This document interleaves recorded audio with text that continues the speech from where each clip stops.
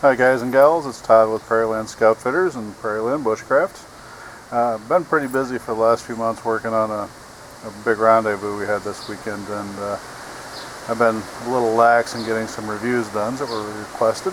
And for you Becker heads out there in YouTube land, I've been promising a comparison between the BK7, BK9, and the BK4 Mashaks.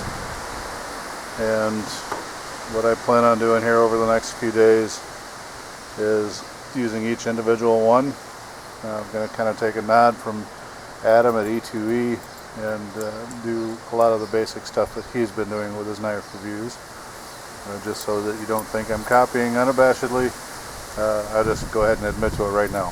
So I'm going to build some figure 4 traps, do some carving, some chopping, use it as a draw knife, things you would normally do with a larger bushcraft knife. I don't expect any of them to fare badly on this. I have used all three of these knives for about 6 months now, with the exception of the 7. I just recently traded for that with Joe Honeycutt. Excellent man to trade with, by the way. Anyway, I also acquired recently some old hemp rope. It's about 1 inch in diameter, so I'm going to do a hanging slash cut to see if these things will make it right through. With again, wouldn't surprise me at all. But just so you know, the only modification to these Beckers is the fact that the black coating has been removed. None of the grinds have been modified. None of them are convexed. They're simply a high flat grind with a secondary edge bevel, and they're all shaving sharp without question.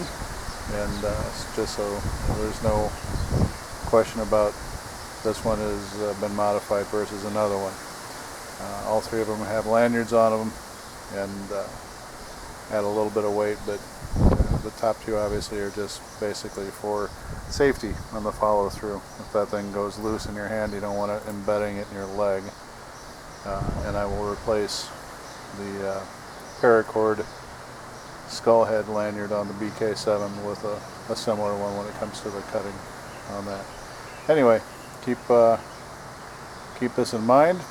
I'll keep all of these relatively short. When it comes to the batoning and stuff, I will probably do kind of a fast forward, so you don't have to sit through a bunch of boring batoning. We've all seen it, we've all done it. I don't expect any of these, 3 of these, to shy away from any batoning. Just a little note, all 3 of these are 3/16 of an inch thick. I like that thickness on blades.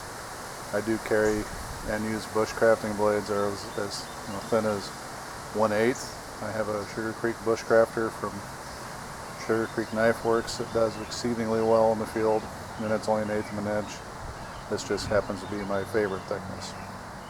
I also do have a BK2, and I will not include that in this simply because of blade size. I just want to keep it to the Big Becker brothers. So keep us in mind, and we'll further this the next few days. Thanks much for looking.